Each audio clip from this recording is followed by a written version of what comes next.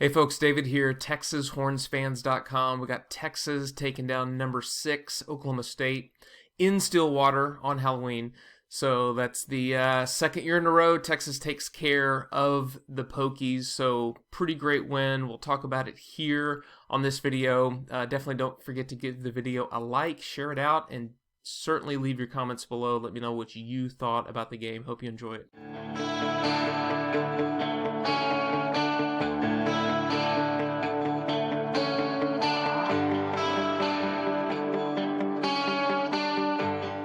Okay, so overall thoughts for this one. This was actually the game that I picked as the loss for Texas, right? On my preseason picks, but obviously a great win against the number 6 team in the country. Don't think Oklahoma State is. I don't think they're a number 16. I definitely think right now they're a top 10 team. But, a lot was made after the win about, Texas under Tom Herman beats another, kind of top-ranked team coming in as the underdog. And, while, yes, it was a great win, it was a great win to stay alive in the Big 12 after dropping TCU and Oklahoma. But, this Texas team, a win over Oklahoma State should not be cause for massive celebration. So that's kind of looking at it that way. Yes, it's a great win, but also they should beat Oklahoma State, even in Stillwater. And yes, Oklahoma State has players. I mean, they stepped up. We saw them. Okay, so that's just kind of my overall thoughts about it. In terms of game planning, on both sides of the ball, the offense was really, really bad for about 3 quarters.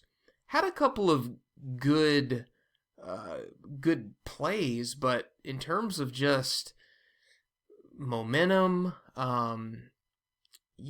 taking control of drives, that was not there. Now, yes, Oklahoma State's defense showed up. They are a legit good defense. For Oklahoma State's offensive side of the ball, we all know Tylan Wallace. We all know Chuba Hubbard. We all know what Spencer Sanders can do with his legs and on the move. I thought the Texas game plan, similar to what it was last year against the Pokies, was stopping Chuba Hubbard was absolutely the right move, because I think Tylan Wallace, he's going to get his. Spencer Sanders, we've seen him make mistakes before. Certainly last year against Texas, but also in other games. So he's a quarterback who, yes, he has a dynamic ability, but he also can cough the ball up. He can turn the ball over, and we saw that a few times in this game. So, going in, I thought, yes, that is the game plan. Make sure Chuba Hubbard doesn't beat you, because if you don't stop the run, that's still going to open up the passing game. And I just think that Tylan Wallace is going to get his. Tylan Wallace is a better receiver than Chuba Hubbard is a running back. And Hubbard is a great running back. So, loved that game plan from the defense. And yes, they allowed 400 yards passing. But still, again, Oklahoma State's passing game is still going to be there, I think, no matter what. So, I believe Chuba Hubbard was held to 2.9 yards per carry, which was awesome. And then, beyond that, you just kind of hope that you don't allow Sanders to just play backyard football and make play after play. An offense like Oklahoma State, you got to think they're probably going to score at least in the high 20s. So going in, you just have to assume that, hey, you're going to have to overcome that, and you're going to have to likely score at least in the low 30s, which at the end of regulation was knotted up at 34. And that's another thing, the third overtime, game. So I think this is just what you're going to get from this Texas team. Just about every game is going to be close. So, looking at what the defense allowed, but then also stepped up to make game-changing plays. Yes, the defense allowed Oklahoma State to drive. They allowed some pretty wide-open touchdowns. A couple of touchdowns were pretty contested. I think the first one was kind of in the back of the end zone. Talon Wallace made a touchdown catch over Jalen Green that was just awesome. He essentially reached over Jalen Green's helmet to catch the ball. Green didn't do a good job of getting his head around. But on the flip side of it, the defense kept this team in the game. If it weren't for the defensive turnovers, this game would have been, 24-7 at halftime? Because Keontae Ingram scored after a turnover. I really think the only touchdown that Texas scored without the help of the defense, and then obviously removing Deshaun Jameson's kick return for the touchdown, the only really touchdown was to Brennan Eagles. Aside from, later in the game to Jake Smith and then, and then to Josh Moore in overtime. But yeah, would have been 24-7 had it not been for the defensive turnovers. The first turnover was just a muffed handoff from Sanders, but the other ones were forced. Joseph Osai with a strip sack. You had Graham returning the ball and running it down. You had Demarion Overshone coming in and blowing up Hall, the running back, and then Osai scooping the ball up. You had Jalen Green coming up with an interception. So, and obviously a ridiculous game by Osai. I mean, 12 tackles. What was it? 6 tackles for loss, including 3 sacks, the game-winning sack, and then a fumble recovery. He did more in that game than some defensive players do in 3 games total. Not even just from the total amount of stats, but just the impact plays. Some of the best players in the country don't make that many impact plays in 3 games. So, yeah, he was just awesome to see. He might have earned himself a first round draft pick just in that game. But looking at a few just kind of team stats, these really stood out to me for what we saw overall. But you can see here 18 first downs for Texas compared to Oklahoma State's 35. Just a really pathetic third down efficiency, going 2 of 15. But thank goodness converting on 2 fourth downs. Oklahoma State wasn't much better on third down, converting 3 of 12. Converting third downs, number one, you don't want to have 15 third downs, right? But, you want to at least convert around half of that. So 2 of 15, really bad.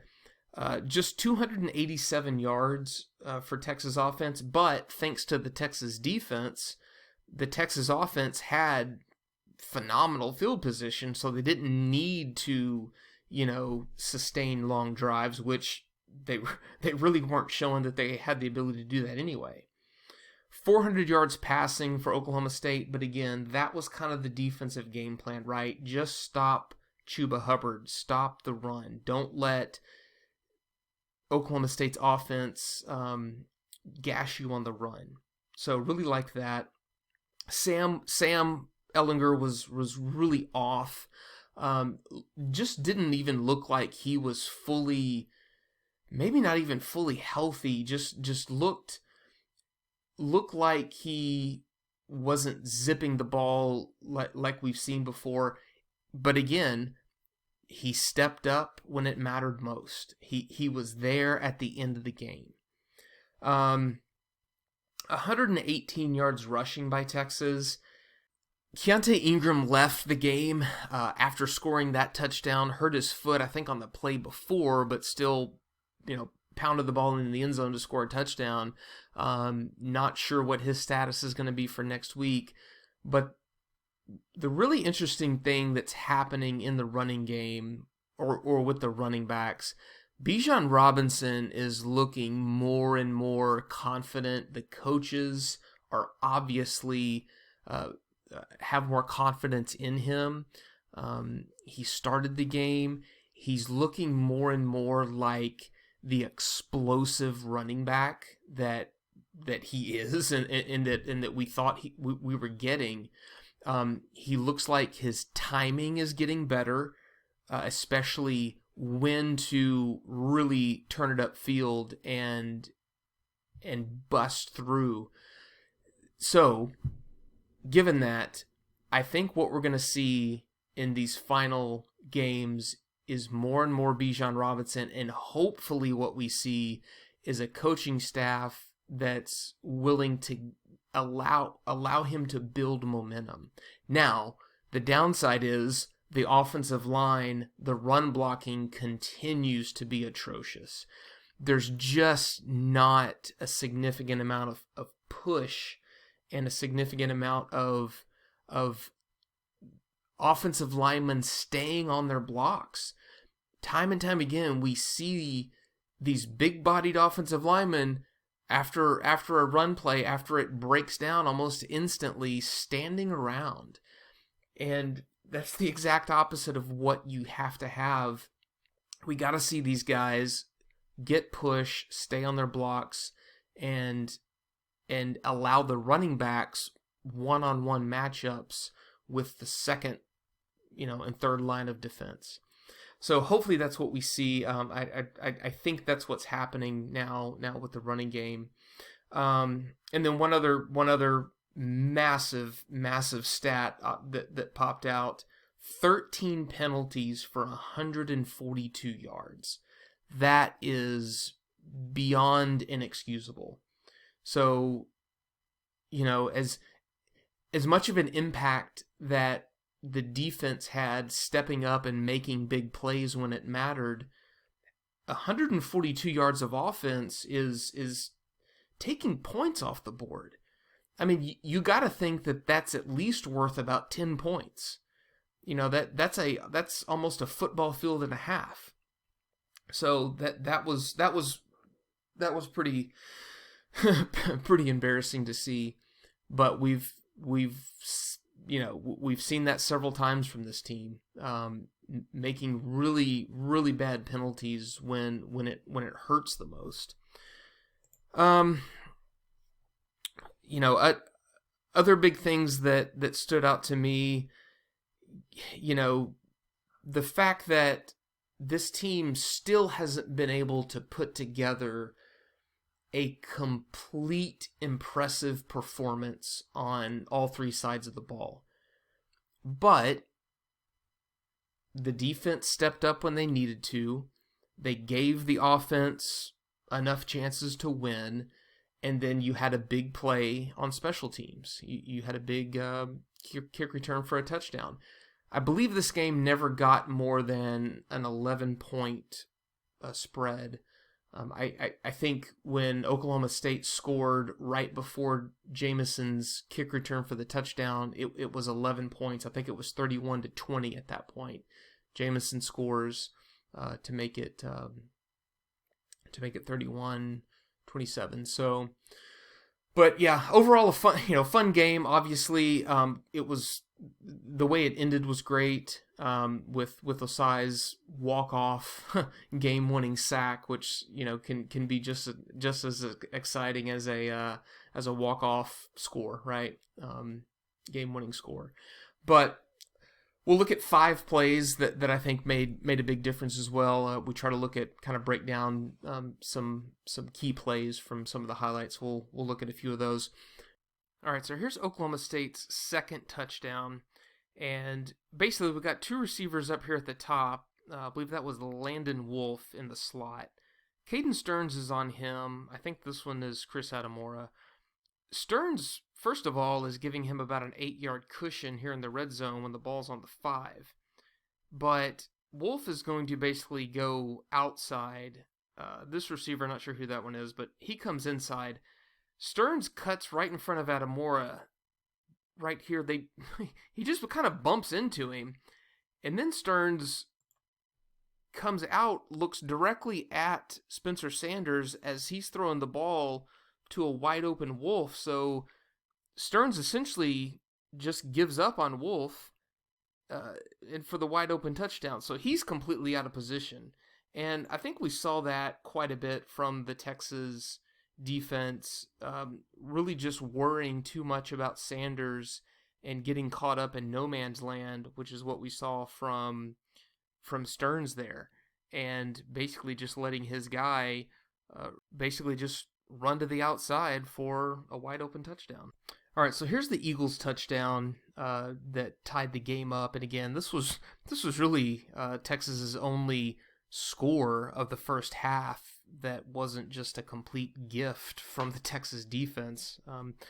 This is sort of in response to the play that we just watched when Oklahoma State scored their second touchdown. So Jake Smith kind of goes in motion up here to kind of a little stack position, and Eagles just does a great job of kind of faking a little step here and then just beats his guy. Sam sees it immediately and does a great job of lobbing the ball and hitting Eagles in stride.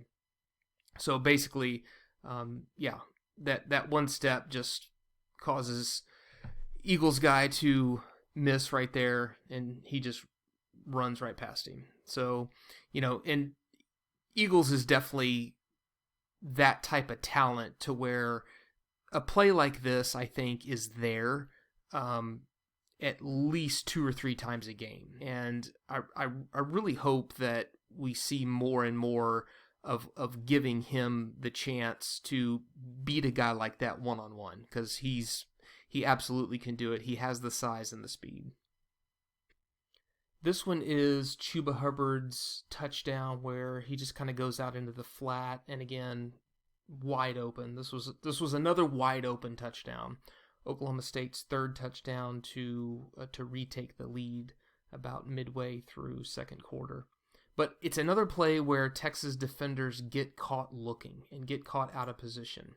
So we've got, I believe that's Chris Adamora here, where I don't know what his assignment is. He gets caught in no man's land again, where he is looking like, do I cover Chuba Hubbard or do I spy on Spencer Sanders?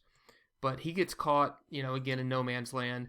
But these 3 Texas defenders here who are coming across, they also get caught looking, and they just get all bunched up and essentially take themselves completely out of the play.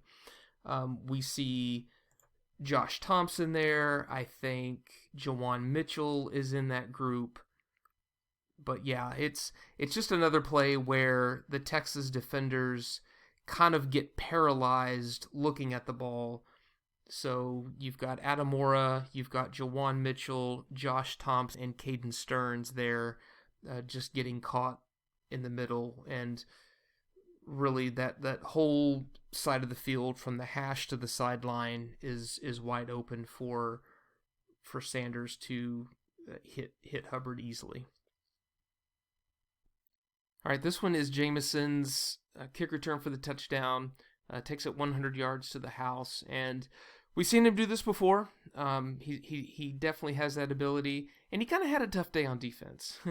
Jameson got caught not looking back at the ball a couple times, and that bobble right there, I think, actually helped him, because I think it caused the Oklahoma State coverage to actually get too far downfield. And you see here they get caught with 6 defenders right here. So they've got 6 defenders Um, Almost all of them are out of place except number 7 right there, who is really the only one in position to make the play.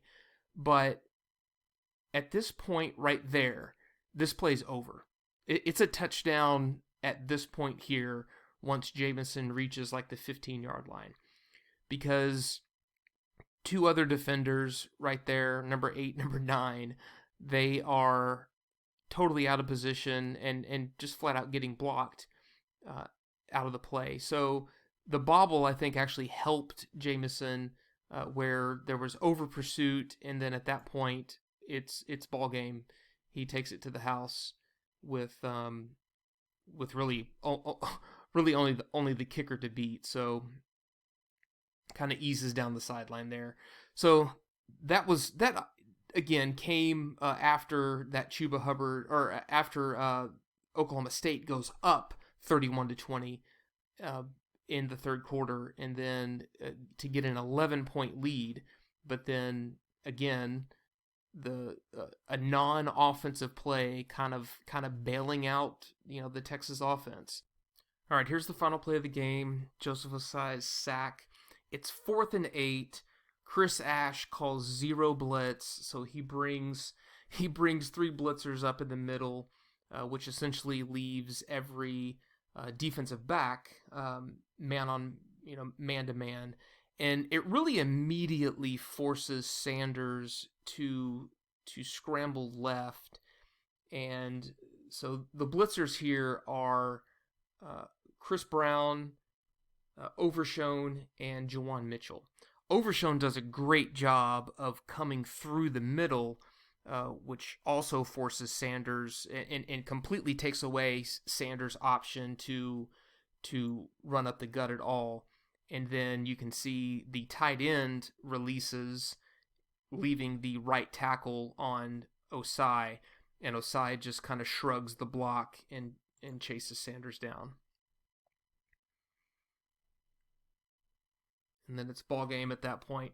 But great job executing the blitz. Great job by Overshone penetrating right there in the middle. Chris Brown gets blocked by the running back, but that leaves Ossai one-on-one with the offensive tackle, and he just kind of shrugs him off. So gutsy call there, but we've seen Spencer Sanders make mistakes, so I think you're kind of hoping, hey, let's make sure Tylan Wallace doesn't beat us and put the pressure on Sanders, who Sanders looks right first, but I think sees and feels the pressure immediately, which makes him he has their choice, but to try to extend the play to the left, and Ossai just caps off a phenomenal game with the walk-off game-winning sack.